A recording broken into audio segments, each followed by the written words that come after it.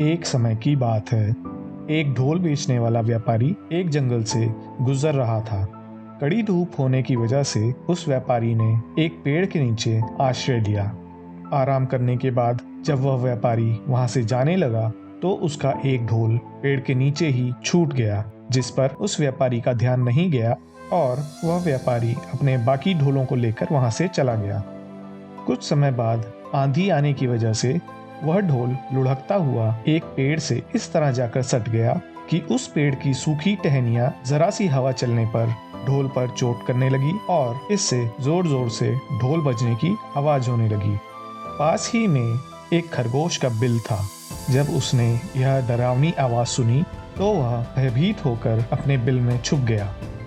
खरगोश को लगा कि यह इतनी भयानक आवाज करने वाला कौन सा जीव है जो इस जंगल में आ गया है। कुछ दिनों तक छानबीन करने के बाद खरगोश को यह बात समझ में आई कि वह कोई जानवर नहीं है, बल्कि हवा चलने की वजह से टहनियों से टकराकर इस वस्तु से आवाजें निकलती हैं। खरगोश फिर से पहले की तरह भयमुक्त होकर रहने लगा। एक दिन उस रास्ते से दो सियार गुजर रहे थे। उनकी नजर खरगोश पर पड़ी। सियारों ने बड़ी ही चालाकी के साथ खरगोश को घेर लिया और उसे मारकर खा जाने का निश्चय किया। खरगोश अपना यह हाल देखकर बहुत ही डर गया और उसके अब समझ में नहीं आ रहा था कि वह क्या करे। अपनी जान बचाने के लिए खरगोश ने सियारों से कहा कि सियार जी, आप लोग तो कितने बड़े और ताकतवर हैं और मैं तो एक सिर्फ छोटा सा जीव ही हूँ। मुझे मारकर खा के आपका तो जरा सा भी पेट नहीं भरेगा। अपनी चिकनी चुपड़ी बातों से खरगोश ने सियारों की तारीफ के पुल बांध दिए और सियार अब अपनी घमंड में आकर खरगोश को एक कमजोर और छोटा जीव समझकर उसकी बातों में आ गए। खरगोश ने कहा कि यदि मैं अपनी जगह आपको एक बड़ा और मोटा ताजा जीव खाने के लिए दूं, तो क्या आप मुझे जाने देंगे? यह सुनकर दोनों ही सियारों के मुंह में पानी आ गया और उन्होंने कहा, हाँ बिल्कुल, पर यह मोटा तगड़ा जीव जिसकी तुम बात कर रहे हो वह कहाँ है? पहले सियारों को यह लगा कि अगर यह कोई बड़ा और भयानक जीव हुआ तो उनकी जान पे बन सकती है, परंतु खरगोश उनकी तारीफ पे तारीफ करता चला गया और देखते ही देखते दोनों ही सियार चने की झाड़ पर चढ़ चुके थे और उन्हें यह लगने लगा था कि उनसे ताकतवर अब कोई नहीं है। खरगोश ने कहा कि रात के समय जब वह जीव सो रहा होगा तब मैं आप दोनों को उसके पास ले जाऊंगा। आप दोनों अपनी चालाकी से उसे घेर लेना और उसे मारकर अपना पेट भर लेना।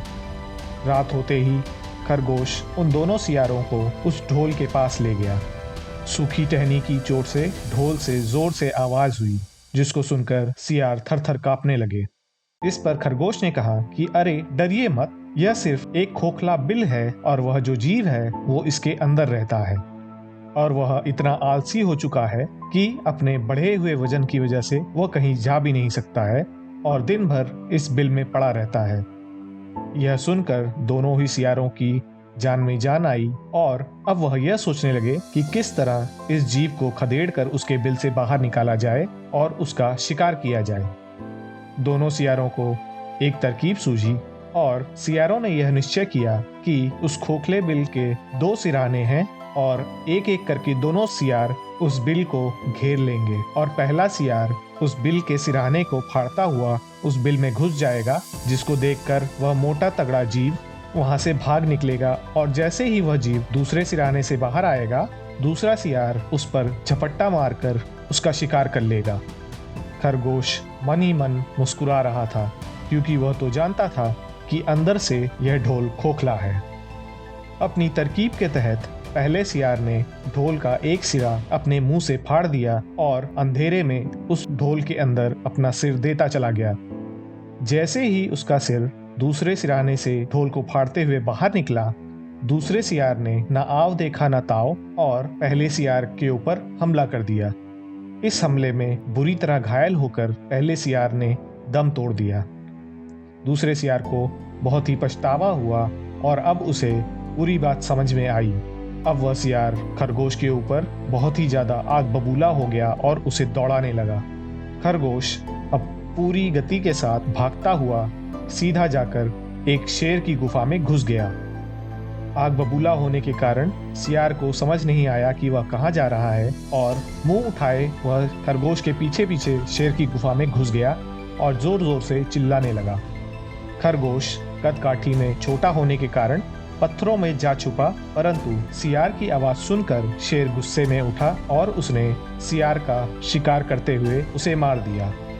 इतनी देर में मौका देखते ही खरगोश चुपचाप वहां उस गुफा से भाग गया और इस प्रकार उसने अपनी रक्षा की। इस कहानी से हमें यह शिक्षा मिलती है कि कभी भी हमें अपने प्रतिद्वंदियों को अपने से छोटा नहीं समझना चाहिए और सियारों की तरह दूसरों की बात में आकर अपना लक्ष्य नहीं भूलना चाहिए।